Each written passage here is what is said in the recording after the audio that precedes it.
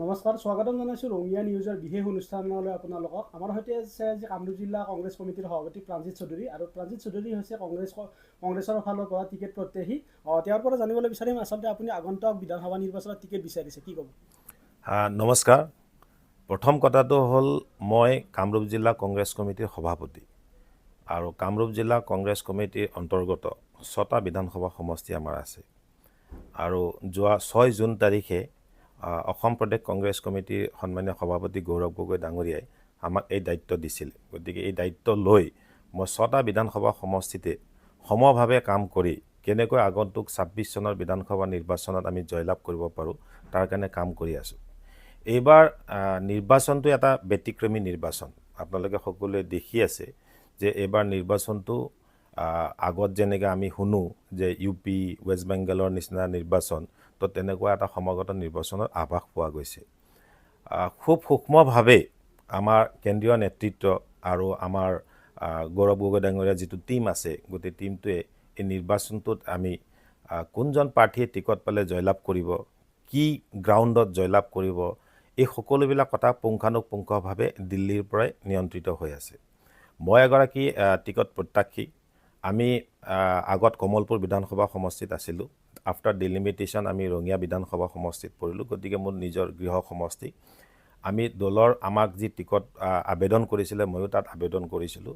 আৰু নিশ্চয়কৈ আমি দলটো জয়যুক্ত কৰিবৰ কাৰণে আমি প্ৰায় 12জন টিকট প্ৰত্যাশী আছে। মোৰ কথাটো হ'ল আমি বিজেপিক কেনেকৈ পৰাভূত কৰিব পাৰোঁ, সেইটো আমাৰ আটাইতকৈ ডাঙৰ লক্ষ্য। কাৰণ এটা এটা ছিট নিৰ্বাচনত খুব গুৰুত্বপূৰ্ণ।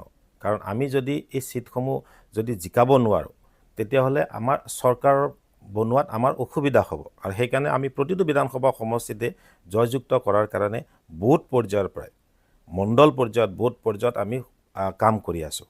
আৰু নিশ্চয়কৈ দলে এই বিষয়ত সিদ্ধান্ত ল'ব। গতিকে দলৰ সিদ্ধান্তৰ আগত মোৰ সিদ্ধান্ত দিয়াটো উচিত বুলি মই নাভাবোঁ। 2016 চনত আপুনি কমলপুৰ সমষ্টিৰ পৰা নিৰ্বাচন খেলিছিলে, কিন্তু নিৰ্বাচনৰ আগমুহূৰ্তত আপুনি এক প্ৰকাৰ বহি গৈছিলে, আৰু যাৰ ফলত আপুনি বহুত কম ভোট পাইছিলে, কি ক'ব? না, আপুনি তেতিয়া কিমান দূৰ আছিলে মই নাজানো। যেতিয়া যিসকলে 2016 চনৰ নিৰ্বাচনত আমাৰ লগত একেলগে লাগি আছিলে, আমি যি জান প্ৰাণ লগাই আমি নিৰ্বাচন খেলিছিলোঁ। কিন্তু যিহেতুকে 15 বছৰ চৰকাৰ আছিলে, এটা নেৰেটিভৰো সৃষ্টি আছিলে। আৰু আটাইতকৈ আপুনি যিটো কথা কৈছে যে আমাৰ উত্তৰা বাইদেউ যেতিয়া বিধায়ক আছিলে 24,000 ভোটত জিকিছিলে, এবাৰ 28,000 ভোটত জিকিছিলে, তাৰপিছত 35,000 ভোটত মানে তেওঁ পৰাজিত হৈছিলে, দুবাৰ জিকাৰ পিছত পৰাজিত হৈছিলে। আৰু মই সেইবাৰে নেক্সট মই নিৰ্বাচন খেলি কমলপুৰ বিধানসভা সমষ্টিত মই আটাইতকৈ বেছি ভোট পাইছিলোঁ। আমি 46,000 ভোট ওচৰা ওচৰি আমি ভোট পাইছিলোঁ, যিটো কমলপুৰ সমষ্টিত সাংগঠনিকভাৱে শক্তিশালী কৰাৰ কাৰণে আমি চেষ্টা কৰিছিলোঁ। কিন্তু এতিয়া সময়ো পৰিৱৰ্তন হ'ল, এতিয়া মানুহো পৰিৱৰ্তন হ'ল। এতিয়া আগত 15 বছৰ চৰকাৰ থকাৰ পিছত এটা নেৰেটিভৰ সৃষ্টি হয়, কিন্তু এতিয়া 10 বছৰৰ পিছতে বিজেপি চৰকাৰৰ সেই নেৰেটিভটো সৃষ্টি হৈছে। আপোনালোকে দেখিছে যে আজি গৌৰৱ গগৈ ডাঙৰীয়াই যিফালে যায় হাজাৰ হাজাৰ মানুহ ওলাই আহে। আগতীয়াকৈ কোনো ইনফৰমেশ্যন নিদিলেও মানুহে যেতিয়া গম পায় গৌৰৱ গগৈ ডাঙৰীয়া আহিছে বুলি, মানুহে বিচাৰিছে এটা পৰিৱৰ্তন। মানুহ খুব এটা প্ৰেছাৰত আছে, হেঁচাত আছে যে আমি কিবা কৈ দিলে আমাক পুলিচে এৰেষ্ট কৰিব নেকি। যিটো মুক্ত কণ্ঠ, সেই মুক্ত কণ্ঠটো মানুহৰ বন্ধ হৈ গৈছে। আপোনালোকে দেখিছে যে এটা কবিতা লিখিলে মানুহক জেলত ভৰাই থয়, এটা সাংবাদিকে কুৱেশ্যন সুধিলে মালিকৰ কথা কয়। তো এইবোৰ ভাৰতীয় ৰাজনীতিত এটা শুভ লক্ষণ নহয়। আমি গুৱাহাটী ইউনিভাৰ্চিটিত সাধাৰণ সম্পাদক আছিলোঁ। গতিকে আমি সেই লেভেলত আমি ৰাজনীতি কৰিব নিবিচাৰোঁ বা আমি নকৰোঁ। আমাৰ কথা হ'ল যে সমষ্টিটোৰ সামগ্ৰিকভাৱে বিকাশ হ'ব লাগিব। আজি আপুনি ৰঙিয়া সমষ্টিৰে কথা কওক, ৰঙিয়া সমষ্টিত চকুৰ আলি যদিও বিধায়ক থাকে, সেই একেখিনি ডেভেলপমেণ্টেই হ'লহেঁতেন। আজি ভৱেশ কলিতা ডাঙৰীয়া বিধায়ক হৈ বহু পৰিৱৰ্তন কৰিব পৰা নাই। ৰঙিয়াৰ বা আমাৰ নামনি অসমৰ দুখ লগা কথাটোৱে এইটো যে আমি যিকেইজন বিধায়ক পাই আছোঁ, ইনক্লুডিং কংগ্ৰেছ বা ইনক্লুডিং আমাৰ অল পাৰ্টিৰ কথাই মই কৈ আছোঁ, যে সামগ্ৰিক যিটো বিকাশ, এখন ভাল এটা ষ্টেডিয়াম নাই আমাৰ ওচৰত, আমাৰ ওচৰত ভাল এখন হস্পিটেল নাই, এটা ব্লাড বেংক নাই। আজিৰ দিনত আপুনি চিন্তা কৰক, এটা যদি ব্লাড বেংক নাথাকে তেতিয়াহ'লে মানুহ কেনেকৈ হস্পিটেল গৈ পাব? ঠিক আছে, ফাৰ্ডাৰ বেটাৰ ট্ৰিটমেণ্টৰ কাৰণে মানুহে গুৱাহাটী যায়, বেটাৰ ট্ৰিটমেণ্টৰ কাৰণে মানুহে বেংগলোৰ যায়, কাৰোবাৰ পইচা আছে US যায়, কিন্তু ইনিচিয়েল যিখিনি সুবিধা পাব লাগে আমি সেই সুবিধাখিনিতো আমি পোৱা নাই। পাইছোঁ জানো? গতিকে আমাৰ এই অসুবিধাবিলাক যদি দূৰ কৰিব লাগে তেতিয়াহ'লে নেতৃত্বৰ সবল পৰিৱৰ্তন আহিব লাগিব। আৰু এই কথাটো দিছপুৰত বিধায়কজনৰ নাম শুনিলে বা বিধায়কজনে যেতিয়া কিবা এটা বস্তু বিচাৰিব সেই বিচৰা বস্তুখিনি সমষ্টিবাসীয়ে পাব লাগিব।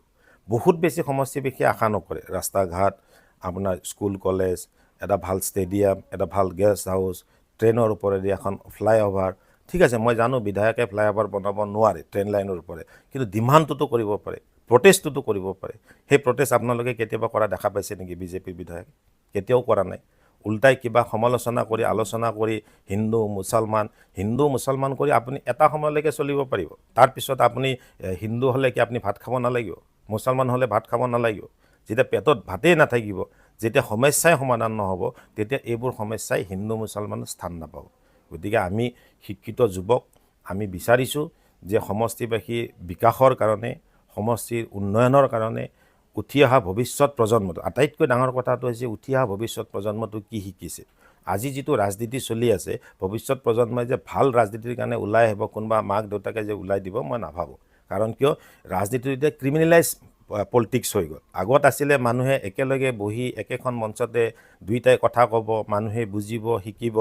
এতিয়া আপুনি যদি কিবা এটা কথা কয়, লগে লগে আপোনাৰ দেউতা কি কৰি আছে, আপোনাৰ দাদাই কি কৰি আছে, আপোনাৰ মায়ে কি কৰি আছে, আপোনাৰ ভাইটিয়ে কি কৰিছে, ক্ৰিমিনেলাইজ এটা পলিটিক্স কৰিলে। সেইটো গণতন্ত্ৰৰ কাৰণে শুভ লক্ষণ নহয় বুলি মই ভাবোঁ। আচলতে কংগ্ৰেছ দলৰ পৰা 12গৰাকী প্ৰাৰ্থীয়ে টিকেট বিচাৰিছে, আৰু যদি সেই আপোনাক টিকেটটো দিয়া হয়, কিন্তু যদি ৰঙিয়া সমষ্টিত ভৱেশ কলিতাই টিকেট পায়, আপুনি টিকেট প্ৰত্যাহাৰ কৰিব বুলি সামাজিক মাধ্যমত ওলাই আছে, কি ক'ব? প্ৰথম কথা হ'ল যে 12গৰাকী আমাৰ প্ৰাৰ্থিত্ব প্ৰত্যাশী আছে। আটাইগৰাকী প্ৰাৰ্থীয়ে প্ৰত্যাখিলে মোৰ ফালৰ পৰা মই জিলা কংগ্ৰেছৰ সভাপতি হিচাপে শুভেচ্ছা জ্ঞাপন কৰিছোঁ।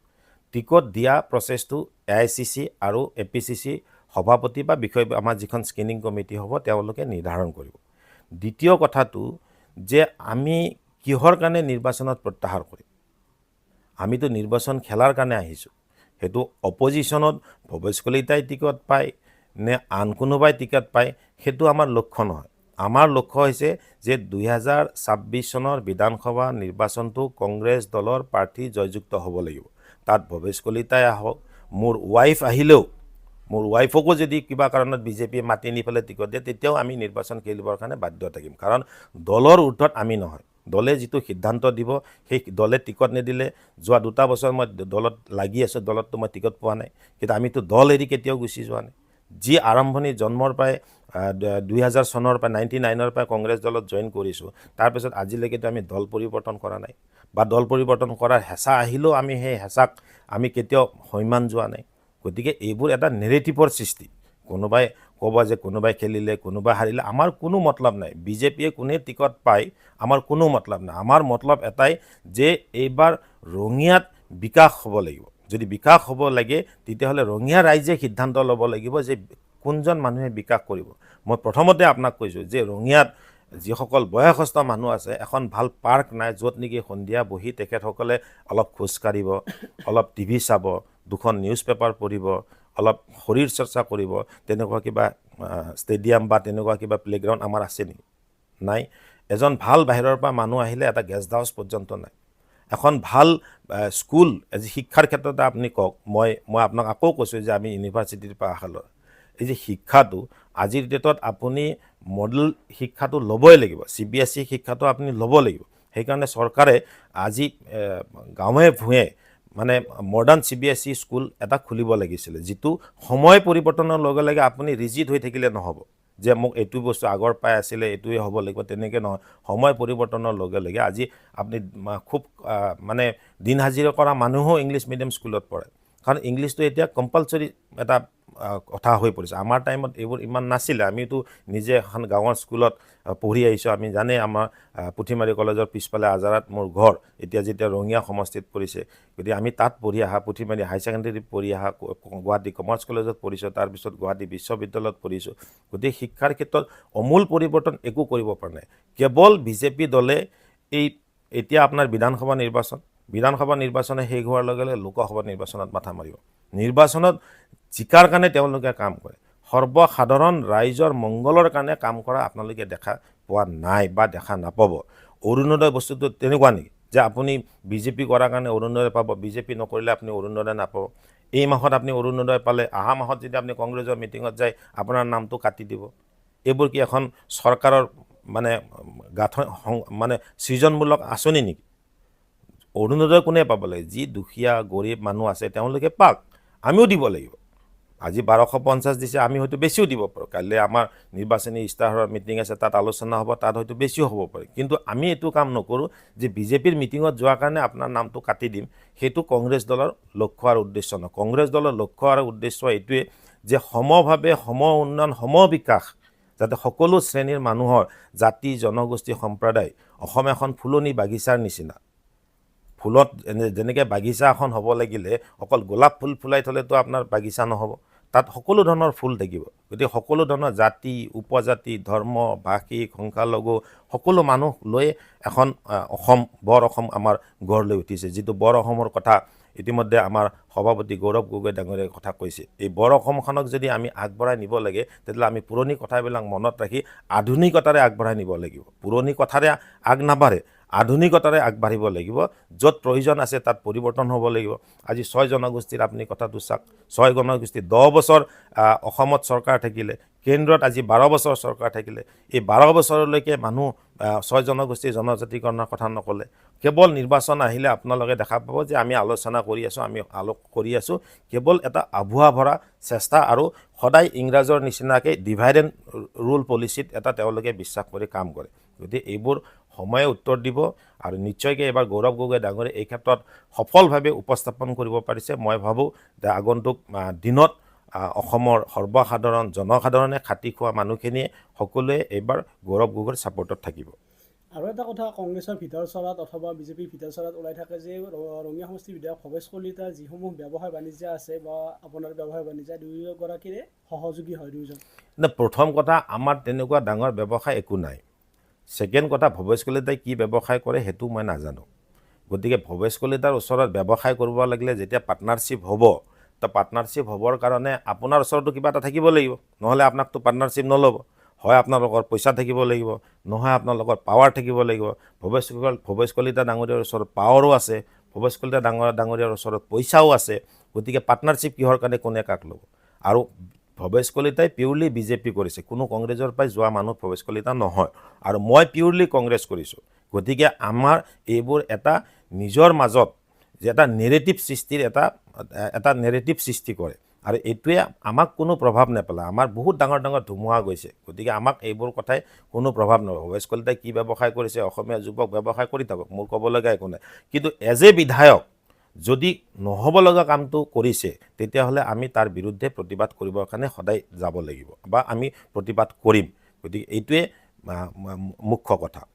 আৰু এটা কথা শুনিবলৈ পোৱা যায় যে আচলতে বিজেপিৰ মন্ত্ৰী বিধায়কৰ লগত আপোনাৰ ভাল সম্পৰ্ক এটা আছে। তাৰ বিপৰীতে অসমৰ মুখ্যমন্ত্ৰীগৰাকীৰ লগত এটা যেতিয়া কংগ্ৰেছত আছিল আপুনি তেতিয়াৰ পৰা সংঘাত চলি থকা বুলি কয়। প্ৰথম কথাটো হ'ল কি, আমি কংগ্ৰেছ দলৰ এগৰাকী সক্ৰিয় কৰ্মী, আৰু কংগ্ৰেছ দলৰ সক্ৰিয় কৰ্মী হিচাপে আমাৰ কংগ্ৰেছ দলৰ যিখিনি কাম সেই কামখিনি আমি কৰাৰ কাৰণে সদায় চেষ্টা কৰোঁ। বিজেপি দলৰ বিধায়ক, বিজেপি দলৰ মন্ত্ৰী, বিজেপি দলৰ মুখ্যমন্ত্ৰী দলীয়ভাৱে আমাৰ ব্যক্তিগত কোনো আমাৰ লগত সম্পৰ্ক নাই। দ্বিতীয়তে ৰাজহুৱাভাৱে তেওঁলোকে কৰা কামখিনিৰ প্ৰত্যুত্তৰ দিবৰ কাৰণে আমি জিলা কংগ্ৰেছ, মই প্ৰাণজিৎ চৌধুৰী হিচাপে এজন কংগ্ৰেছ কৰ্মী হিচাপে আমি সদায় চেষ্টা কৰি আছোঁ আৰু সদায় প্ৰতিবাদ কৰি আছোঁ।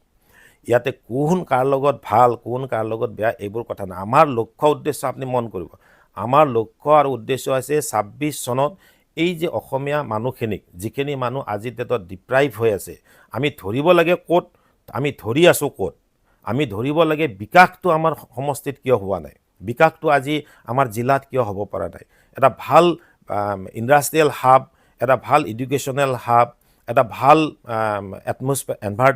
এটমস্ফিয়াৰ আজি আমি কিয় কৰিব পৰা নাই। এই বিফলতাবোৰৰ কথাহে আমি আলোচনা কৰিব লাগে। আমি কাৰ লগত কোন সম্পৰ্ক, কাৰ লগত কি আছে এইবোৰ কথাই আমাক স্থান নাপায়। কাৰণ আমাৰ কোনো লক্ষ্য আৰু দূৰ দূৰলৈকে লক্ষ্য আৰু উদ্দেশ্য নাই যে আমি কেতিয়াবা কাৰোবাৰ লগত থাকি কিবা কাম কৰিম, কেতিয়াবা কাৰোবাৰ লগত কিবা হেৰি থাকিব, আমাৰ সেইবোৰ লক্ষ্য উদ্দেশ্য নাই।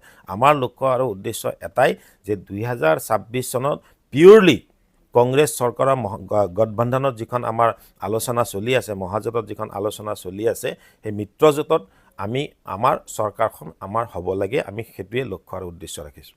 ৰঙিয়া সাধাৰণ ৰাইজে ক'ব বিচাৰে যে যি সময়ত ক'ভিডকালীন পৰিৱেশেই হওক বা প্ৰলয়ংকাৰী বানৰ সময়ত আপোনালোকে কংগ্ৰেছ দলে ৰাইজৰ ওচৰত নাছিল, কিন্তু এতিয়া নিৰ্বাচন অহাৰ লগে লগে আপোনালোকে ৰাইজৰ ওচৰত ভোট বিচাৰি বা তেওঁলোকৰ মন জয় কৰাৰ কাৰণে সম্পূৰ্ণভাৱে মিছা কথা। মই আপোনাক আৰম্ভণিতে কৈ আছোঁ যে আমি ধৰিব লাগে ক'ত, ধৰি আছোঁ ক'ত। আমি ধৰিব লাগে বিধায়কে কি বিকাশ কৰিলে দেখাই দিয়ক, আৰু বিধায়কে নকৰা কামখিনি আমি দেখাই দিব লাগিব।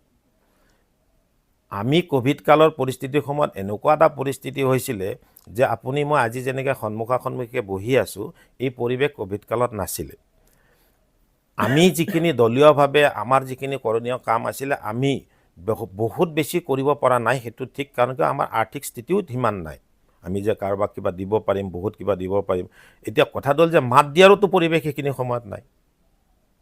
কিন্তু আমি যেতিয়া ক'ভিডকালীন পৰিস্থিতিটো যেতিয়া লাহে লাহে কমি আহিল, তেতিয়া কিন্তু আমাৰ মানুহে পূৰা দলগতভাৱে পূৰা কাম কৰি আছে, সম্পূৰ্ণভাৱে কাম কৰি আছে। মই আপোনাক আকৌ কৈছোঁ যে আমি ধৰিব লাগে ক'ত, ধৰি আছোঁ ক'ত।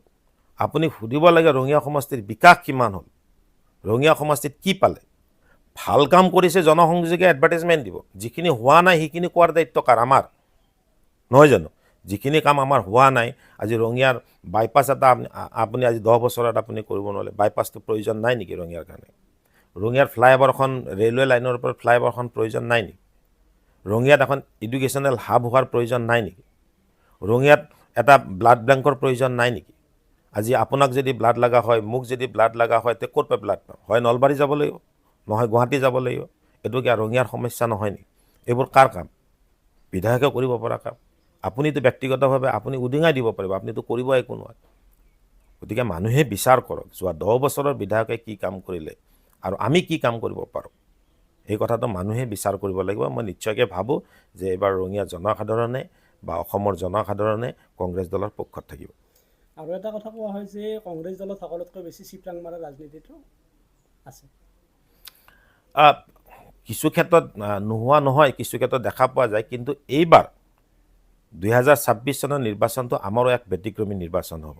আমি যোৱাকালিও এখন সভাত প্ৰায় 12জন আমাৰ প্ৰাৰ্থিত্ব প্ৰত্যাশী সকলোৱে বহি একেলগে সভা কৰিছোঁ যে এইবাৰ আমাৰ নিজৰ দলৰ মানুহখিনি অসমৰ ৰাইজৰ কাৰণে বা সৰ্বাংগীন উন্নয়নৰ কাৰণে আমি সকলোৱে মিলি কাম কৰিব লাগিব। তাৰ কাৰণে সকলোৱে অলপ ছেক্ৰিফাইচ কৰিব লাগিব, কাৰণ দলটো মেইন।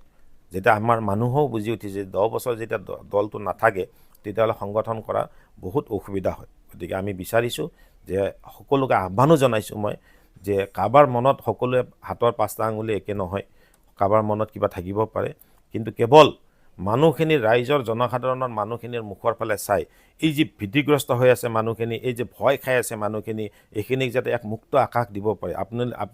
আপুনি জানিব যে 2001 চনত যেতিয়া কংগ্ৰেছ চৰকাৰ আহিছিলে, তেতিয়াও এটা এনেকুৱা পৰিৱেশৰ সৃষ্টি হৈছিল। যেতিয়া আমাৰ ডেকা ল'ৰা ঘৰৰ পৰা ওলাই যায়, সেইখিনি সময়ত মোবাইল নাছিল, ঘৰৰ পৰা যেতিয়া ওলাই যায় কেতিয়া ঘৰলৈ উভতি আহিব না নাহিব, এটা ঘৰত ভয় ভাৱ আছিলে যে ক'ৰবাত গুপ্ত হত্যাৰ বলি হ'ব নেকি, ক'ৰবাত কিবা বুলি হ'ব নেকি। চৰকাৰী চাকৰিয়ালক মানুহে দোকানত বাকী দিয়া নাছিলে, কাৰণ বাকী দিম অহা মাহততো দৰমহা নাপাব। তো অহা মাহত যদি দৰমহা নাপায়, তাৰ বাকীটো মাৰিব ক'ৰ পায়। তো সেই অৱস্থাৰ পৰা অসমখনক উন্নতি কৰিলে কোনে কৰিলে? তৰুণ গগৈ ছাৰে কৰিছে। তৰুণ গগৈ ছাৰে প্ৰথমে আহিয়ে দৰমহা নিয়মীকৰণ কৰিলে, তাৰপিছত এই গুপ্ত হত্যাটো বন্ধ কৰিলে, তাৰপিছত এই যি আজি আঁচনিৰ ফটাঢোল বজাই আছে, এই আঁচনিৰ সৃষ্টিকৰ্তাই তৰুণ গগৈ। তৰুণ গগৈ ছাৰৰ দিনতে এই সকলোখিনি আঁচনি, এজন শিশু এটা গৰ্ভধাৰণ কৰাৰ পৰাই মৃত্যুৰ সময়লৈকে আঁচনি তৰুণ গগৈ ছাৰে দিছে। মানুহক আপোনাৰ কল্পতৰুৰ লোন দিছিলে, ইণ্ডাষ্ট্ৰিয়েল আপুনি 5 লাখ টকালৈকে লোন দিছিলে। আজি মুখ্যমন্ত্ৰী তৰুণ গগৈ ছাৰে সেইখিনি সময়তে জিলাই 5 লাখ টকালৈকে ছাবচিডি লোন দিছিলে, ঠিক আছে। আৰু আজি মুখ্যমন্ত্ৰীয়ে কিবা এটা আঁচনি ওলোৱা নাই জানো যে 2 লাখ টকাৰ ভিতৰত 75,000 টকাহে পাইছে। কিন্তু চিন্তাধাৰাটো চাওক আপুনি, য'ত তৰুণ গগৈ সেইখিনি সময়তে 5 লাখ টকা দিছিলে আৰু আজি 2 লাখ টকা দি আছে, তাৰে ভিতৰত 75,000হে পাইছে। মই বিচাৰোঁ যে অসমীয়া যুৱকসকল সংস্থাপিত হওক, আৰু সংস্থাপিত হোৱাৰ কাৰণে চৰকাৰৰ পৰা ৰাজসাহাৰ্যযুক্ত লোন, যোনে কাম কৰে তাক ইনফ্ৰাষ্ট্ৰাকচাৰ বনাই দিয়ক, তাক এখন মাৰ্কেট দিয়ক, তাক এটা সুবিধা দিয়ক, যোনে নেকি নিজৰ ভৰিত নিজে থিয় হৈ কাম কৰিব পাৰে। আজি 1250 টকাৰে একো নহয়, কিন্তু যদি এটা 5 লাখ টকাৰে এখন ভাল দোকানো বনাই লয়, চক বজাৰত বহুত চৰকাৰী মাটি আছে, তেনেকুৱা জেগাবিলাকত চৰকাৰে ঘৰ বনাই দিয়ক, তেওঁলোকে অন্য ধৰণে সহায় সহযোগ কৰক, তেতিয়া এটলিষ্ট এদিনত মানুহ এজনে 1000 টকা ইনকাম কৰিব পাৰে ভাল দোকান এখন দিলে, একেবাৰে মিনিমাম মই কৈছোঁ, ভাল কাম কৰিলেতো আৰু পাৰিব। তো তেনেকৈ ফেজ ৱাইজ লাগিব দিব, কিন্তু এইটো কমাই আনিব লাগিব। কমাই কেনেকৈ আনিব? যেতিয়া আপোনাৰ আৰ্থিক অৱস্থা উন্নয়ন হ'ব, যেতিয়া আপোনাৰ ঘৰত যেতিয়া চৰকাৰীভাৱে সাহাৰ্য পাব, যেতিয়া আপোনাৰ ব্যৱসায়িকভাৱে উন্নয়ন হ'ব, তেতিয়া আপুনি লাহে লাহে আগবঢ়াই লৈ যাব পাৰিব। এই কামটো যদি নকৰোঁ, কেৱল আমিও যদি নিৰ্বাচনত জয় হ'বৰ কাৰণে যদি আমি কাম কৰি থাকোঁ, তেতিয়াহ'লে আমি মানে দীঘলীয়া এটা প্ৰচেছত আমি যাব নোৱাৰিম। আৰু সেইকাৰণে মই আহ্বান জনাওঁ, নৱপ্ৰজন্মই এই কথাটো বিচাৰে যে সংস্থাপিত হওক, যিসকল আনএমপ্লয়ড ইউথ আছে, যিসকল হ'ব পাৰে কোনোবাই মেট্ৰিক পৰীক্ষাৰ পিছত পাছ কৰিব বা ভালকৈ পঢ়িব নোৱাৰে, সেইবুলি তাক আপুনি গালি পাৰিব নেকি? তাক কিবা এটা বেলেগ কামত দিব লাগিব আপুনি, তাৰ নিজৰ যিটো স্কিল আছে সেই স্কিলত দিব লাগিব। মই আগতেও এদিন কৈছিলোঁ যে মানে স্কুলত যেতিয়া মানুহজন ল'ৰাজন বা ছোৱালীজনী পঢ়ি থাকে, তেতিয়া তাৰ IQ টেষ্ট হ'ব পাৰে, যে ই গাড়ী ভাল চলাব পাৰে, ই ভাল কাৰ্পেণ্টাৰ হ'ব পাৰিব, ই ভাল অফিচাৰ হ'ব পাৰিব, বা ই ভাল খেলিব পাৰিব। যদি কোনোবা এটা ভাল খেলা ল'ৰা পাইছে, তাক পূৰা সুবিধা দিয়ক না, চৰকাৰৰ ফালৰ পৰা সুবিধা দিয়ক, তাক ষ্টেডিয়ামত লৈ যাওক, সি খেলা ভাল কৰিলে তাক ইণ্টাৰনেশ্যনেলি লৈ যাওক, নেশ্যনেলি লৈ যাওক। সেইবোৰ কাম কৰিলেহে আমি ভৱিষ্যত প্ৰজন্মটো সুৰক্ষিত হ'ব। যদি আপুনি জবৰদস্তি খেলা ল'ৰা এটাক যদি কোবাই থাকে, আপুনি কোবাই থাকে, তই মেট্ৰিকত ফাৰ্ষ্ট ডিভিজন পাব লাগিব, হাই ছেকেণ্ডেৰীত তই ষ্টেণ্ড কৰিব লাগিব, তেতিয়া তাৰ ৰিজাল্ট বেয়া হৈ যাব। তাতকৈ আৰম্ভণিতে যদি দেখিছে, বহু বস্তুত আপুনি আৰম্ভণিতে দেখা পাব যে এই ল'ৰাটোৱে খেল ভাল খেলিব পাৰে, এই ল'ৰাটোৱে ভাল ড্ৰামা কৰিব পাৰে, এই ল'ৰাটোৱে ভাল কাৰ্পেণ্টাৰ হ'ব পাৰিব পাৰে, এই ল'ৰাটোৱে ভাল ৰেচিঙৰ, আপোনালোকে জানে ৰেচিং কাৰৰ দৰমহা ভাৰতৰ ভিতৰত, পৃথিৱীৰ ভিতৰত আটাইতকৈ বেছি দৰমহা পোৱা হৈছে ৰেচিং কাৰত পইচা পায়। গতিকে তেনেকুৱা ল'ৰা যদি অসমৰ পৰাই 2জন ওলায়, নালাগে ইণ্টাৰনেশ্যনেল লেভেল, নেশ্যনেল লেভেলতো যদি খেলিব পাৰে, তাৰ সংস্থাপন হ'ব।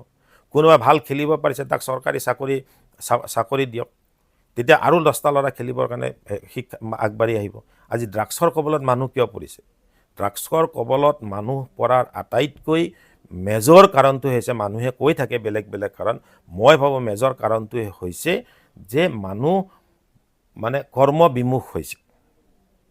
যেতিয়া মানুহৰ হাতত কোনো কাম নাথাকিব, যেতিয়া কোনো অপশ্যন নাথাকিব, তাৰ বেয়া সংগই বেছি লগ দিব। তো বেয়া সংগই বেছি লগ দিব পৰাৰ পিছত তাৰ লাহে লাহে তাৰ স্বভাৱ চৰিত্ৰ পৰিৱৰ্তন হ'ব। গতিকে স্বভাৱ চৰিত্ৰ পৰিৱৰ্তন হোৱাৰ লগে লগে সি যেতিয়া ড্ৰাগছৰ সংগত পৰিব, সিও আল্টিমেটলি ড্ৰাগছ প্ৰথমতে খাব, তাৰপিছত ডিলাৰ হৈ যায় নিজে। আজি অসমত এইটো এটা ভয়ংকৰ পৰিস্থিতি। এই পৰিস্থিতি যদি মোকাবিলা কৰিব লাগে, আমি বিধায়ক হিচাপে মোকাবিলা কৰিব নোৱাৰিম। এই পৰিস্থিতি আমি বিধায়ক হিচাপে ৰঙিয়াত কোবাব পাৰিম ড্ৰাগছ বেপাৰীকেইটাক, কিন্তু বন্ধ কৰিব নোৱাৰিম। বন্ধ কৰিব লাগিলে খোৱা মানুহটো বন্ধ হ'ব লাগিব। খোৱা মানুহটো বন্ধ হ'ব লাগিলে আপুনি শিক্ষাৰ ক্ষেত্ৰত, খেলা ধূলাৰ ক্ষেত্ৰত, সাহিত্যিকৰ ক্ষেত্ৰত, সাংস্কৃতিকৰ ক্ষেত্ৰত, কোনোবাই চিনেমা বনাইছে, কোনোবাই আন কামত নিয়োজিত আছে, এই বস্তুটো আৰম্ভণিৰ পৰা আপুনি লৈ যাব লাগিব, পুছ কৰি থাকিব লাগিব যে তুমি খেলিব যোৱা, তুমি খেলিবলৈ চাকৰি পাবা, তুমি ভাল গান গালা, তুমি ভাল গান গালে তুমি এখন মঞ্চ পাবা, তুমি ভাল সাহিত্যিক হোৱা, তুমি এখন মঞ্চ হ'বা। এতিয়া মানুহৰ আজি সাংবাদিকৰে মই কথা কৈছোঁ বা সাহিত্যিকৰে মই কথা কৈছোঁ যে ঘৰৰ অৱস্থা অতি দুখীয়া, কিন্তু ভাল লিখে। নৱপ্ৰজন্মই লিখিব পৰা বহু মানুহ আছে, কিন্তু ঘৰৰ আৰ্থিকভাৱে, কাৰণ কিতাপ বিক্ৰী নহ'লে তো আপুনি বুক ফেয়াৰতে কিতাপ বিক্ৰী হয়।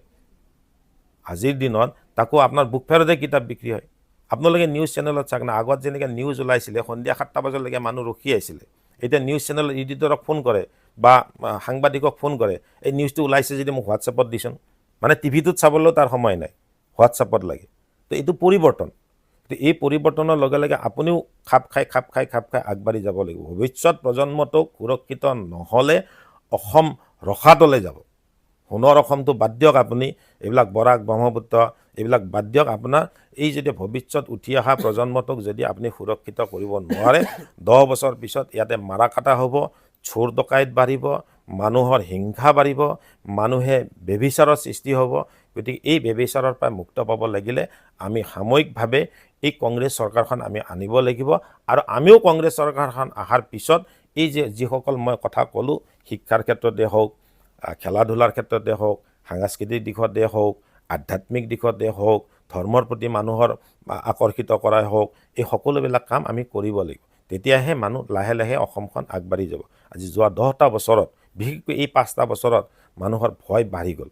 মানুহে কেতিয়াও মুকলিকৈ কথা ক'ব ভয় কৰা হ'ল। হোৱাটছআপত মানুহে কথা পাতে, মোবাইলত কথা ক'ব ভয় কৰা হ'ল। কিয় এই পৰিৱেশৰ সৃষ্টি হ'ল? এখন গণতান্ত্ৰিক দেশত কিহৰ কাৰণে মানুহে মানুহক সন্দেহ কৰা হ'ল? আমিতো সকলোৱে ভাই বন্ধু, আমি সকলোৱে একেখন মঞ্চতে কাম কৰিব লাগিছিলে। আপোনাৰো কথা কুৱেশ্যনে তেনেকুৱা আহিছে যে আমি বিজেপিৰ বিধায়কৰ লগত, বিজেপিৰ বিধায়কজন কি আলফা কৰিছিল নেকি? আমাৰে স্থানীয় যুৱক, ডেফিনেটলি চিনাকি থাকিব চবৰে। কিন্তু আমি কাৰ বিৰুদ্ধে নিৰ্বাচন খেলিছোঁ? ভৱেশ কলিতাৰ বিৰুদ্ধে নহয়, আমি বিজেপিৰ বিৰুদ্ধে নিৰ্বাচন খেলিছোঁ। গতিকে বিজেপি আৰু কংগ্ৰেছৰ নীতি আদৰ্শ বেলেগ, বিজেপিৰ নীতি আদৰ্শ বেলেগ। বিজেপিয়ে বিজেপিৰ কাম কৰি থাকিব, কংগ্ৰেছে কংগ্ৰেছৰ কাম কৰি থাকিব। বিজেপি এই বিধানসভাৰ পিছত লোকসভা, লোকসভাৰ পিছত পঞ্চায়ত, পঞ্চায়তৰ পিছত আকৌ বিধানসভা। কিন্তু আমাৰ সেইটো উদ্দেশ্য নহয়। আমাৰ উদ্দেশ্য যে অসমৰ ৰাইজে বা ভাৰতৰ ৰাইজে এনেই 50 বছৰ শাসন কৰাত দিছে নেকি? নিশ্চয়কৈ কিবা কাম কৰিছে। ঠিক আছে, কাম কৰিছে। আপুনি ফ্লাইঅভাৰত 10টা খুঁটা আছিল, আপুনি 8টা খুঁটাতে কাম শেষ কৰিছে। কিন্তু ফ্লাইঅভাৰখন বনোৱা ষ্টাৰ্ট কৰিছিল কোনে? কংগ্ৰেছ দলে। ব্ৰহ্মপুত্ৰৰ ওপৰত ব্ৰিজ বনাইছিল কোনে? কংগ্ৰেছ দলে। IIT বনাইছিল কোনে? কংগ্ৰেছৰ টাইমত। IIM বনাইছে কেতিয়া? কংগ্ৰেছৰ টাইমত। ইণ্ডাষ্ট্ৰিয়েল ৰিভলিউশ্যন আহিছে কেতিয়া? কংগ্ৰেছৰ টাইমত। কম্পিউটাৰৰ প্ৰশিক্ষণ কেতিয়া আহিছে? কম্পিউটাৰ কেতিয়া আহিছে? কংগ্ৰেছৰ দিনত। বিজেপিৰ দিনত কি আহিছে? এই নিৰ্বাচনত জিকাৰ কাৰণে মিছা কথা কৈ দিয়ে, 15 লাখ পাবি, 20 লাখ পাবি, যি ইচ্ছা কৈ দিয়ে। মানুহে এতিয়া মিছা কথা ক'বৰ কাৰণে ভয় নকৰা হ'ল। আগত মিছা কথা ক'বৰ কাৰণে ভয় কৰিছিলে। আজিৰ দিনত মিছা কথা ক'বৰ কাৰণে মানুহে ভয় নকৰে। কাৰণ কিয়? প্ৰাইম মিনিষ্টাৰে যেতিয়া কৈ দিয়ে, অমিত শ্বাহে যেতিয়া কৈ দিয়ে জুমলা বুলি, আমি ইলেকশ্যনৰ আগত জুমলা বুলি কৈ দিছিলে, মানুহে বিশ্বাস কৰিছিলে যে 15 লাখ টকা বিদেশত আছে, আমাৰ তাত আহিব নেকি বুলি বিশ্বাস কৰিছিলে। নিৰ্বাচনৰ পিছত জুমলা। শেষ কুৱেশ্যন, যদিহে আপুনি ৰঙিয়া সমষ্টিৰ পৰা 26ত জয়ী হয়, তেতিয়াহ'লে ৰঙিয়া সমষ্টিৰ কাৰণে কি বিশেষ 3টা কাম কৰিব? প্ৰথমতে 3টা কাম, 4টা কামৰ কথা আহি পৰা নাই। প্ৰথমতে আপুনি বিধায়ক হোৱাৰ পিছত আপুনি ষ্টাডি কৰি ল'ব লাগিব কামৰ ভাগ বেলেগ বেলেগ। কিছুমান শ্বৰ্ট টাৰ্ম, কিছুমান মিডিয়াম টাৰ্ম, কিছুমান লং টাৰ্ম। লং টাৰ্মৰ প্ৰচেছ এটা বেলেগ কাম থাকিব। শ্বৰ্ট টাৰ্মৰ প্ৰচেছ এটা, শ্বৰ্ট টাৰ্মৰ কাম কি? এটা ৰাস্তা বনাই দিলোঁ, এটা কিবা কৰি দিলোঁ। কিন্তু যেতিয়া মিডিয়াম টাৰ্ম হ'ব, আপুনি এইখিনি সময়ৰ ভিতৰতে ভাল শিক্ষাৰ পৰিৱৰ্তন আনিব লাগিব। সমষ্টিত কথা কোৱা আৰু বিধানসভাত কথা কোৱাৰ মাজত ডিফাৰেঞ্চ থাকে। বিধানসভাত আপুনি সেই আইনসমূহ প্ৰচেষ্টা কৰিব লাগিব। নামনি অসমৰ মানুহৰ আপুনি অৱস্থা চাওক, আমাৰ নিজৰ সমষ্টিৰ অৱস্থা চাওক। এটা শ্বৰ্ট টাৰ্ম কাম কি? যেনেকৈ এখন আপুনি ষ্টেডিয়ামৰ কথা ক'লোঁ, আপোনাৰ বয়সস্থ মানুহবিলাকৰ কাৰণে এখন ভাল প্লে'গ্ৰাউণ্ড, য'ত নেকি টিভিও থাকিব, খেলা ধূলা কৰিব পাৰিব, পেপাৰো থাকিব, বা এটা লাইব্ৰেৰী থাকিব, এটা পৰিৱেশ থাকিব। তেনেকুৱা পৰিৱেশ 1 নম্বৰ ষ্টেডিয়াম থাকিল আৰু তাৰপিছত নাই, আপুনি ভুল বুজিছে। 1 নম্বৰ, 2 নম্বৰ, 3 নম্বৰ বুলি মই কেতিয়াও নকওঁ। যিটো সময়ে ডিমাণ্ড কৰিব সেইটোৱে 1 নম্বৰ, হয় নাই? আজি দুপৰীয়া আপুনি ৰাতিপুৱা শুই উঠাৰ পিছত 1 নম্বৰ কামটো হৈছে আপোনাৰ লাল চাহ কাপ বা গাখীৰ চাহ কাপ। দুপৰীয়া কিন্তু চাহ কাপৰ আপোনাৰ মূল্য নাই। দুপৰীয়া আপুনি ভাত সাজ খাব লাগিব। সন্ধিয়া আপুনি ৰুটি 2খন খাব লাগিব, নহ'লে ভাত খাব লাগিব। সময়ে যিটো আপোনাক বিচাৰি থাকিব সেই কামটো কৰিব লাগিব। আৰু তাৰ কাৰণে আপোনাৰ নিজৰ ষ্টাডি লাগিব, তাৰ কাৰণে আপোনাৰ নিজৰ এটা ভিজন লাগিব যে মই এই কামখিনি কৰিম। গতিকে সেই ভিজনটো মই ৰঙিয়া বিধানসভা সমষ্টিত যোৱা 50টা বছৰে মই দেখা পোৱা নাই। মই কাকো সমালোচনা কৰা নাই, জাষ্ট মই আপোনালোকৰ ওচৰত উপস্থাপন কৰিছোঁ যে এই সমস্যাখিনি আজি মই ক'লেও মানুহে বিশ্বাস নকৰিব, কিন্তু 5 বছৰ পিছততো বিশ্বাস কৰিবলৈ বাধ্য হ'ব। 100% আপুনিও কৰিব নোৱাৰে, মই জানো, বা ময়ো 100% কৰিব নোৱাৰোঁ। কিন্তু কিছু যিখিনি কৰিব পাৰি সেই কামখিনি আমি কৰিব লাগিব। আৰু উঠি অহা মোৰ মেইন উদ্দেশ্যটো হৈছে যে ভৱিষ্যত প্ৰজন্মটোৱে যাতে এটা ভাল শিক্ষা লয়, ভাল খেলা ধূলা, ভাল সাহিত্যিক, ভাল বা যিখিনি কথা ক'লোঁ, এই বস্তুখিনি বিধানসভাৰ মজিয়াত আলোচনা হৈ আমি আগন্তুক দিনত কাম কৰিব লাগিব। শিক্ষাৰ অমূল পৰিৱৰ্তন আহিব, ইয়াত কোনো ৰাস্তা নাই। মই আপোনাক ক'লোঁ, শিক্ষাৰ যদি পৰিৱৰ্তন নাহে তেতিয়াহ'লে কোনো ৰাস্তাই নাই। হয়, ধন্যবাদ জনাইছোঁ ৰঙিয়া সমষ্টিৰ টিকেট প্ৰত্যাশী প্ৰাণজিৎ চৌধুৰীক। আৰু আচলতে ৰঙিয়া সমষ্টিত প্ৰায় 12গৰাকী প্ৰাৰ্থীয়ে টিকেট বিচাৰিছে কংগ্ৰেছ দলৰ পৰা। আৰু আমি আচলতে ৰঙিয়া সমষ্টিত যিসকল টিকেট প্ৰত্যাশী, সেইসকল প্ৰত্যাশীৰ পৰা আচলতে আমি মনৰ কথা জানিবলৈ চেষ্টা অব্যাহত ৰাখিম।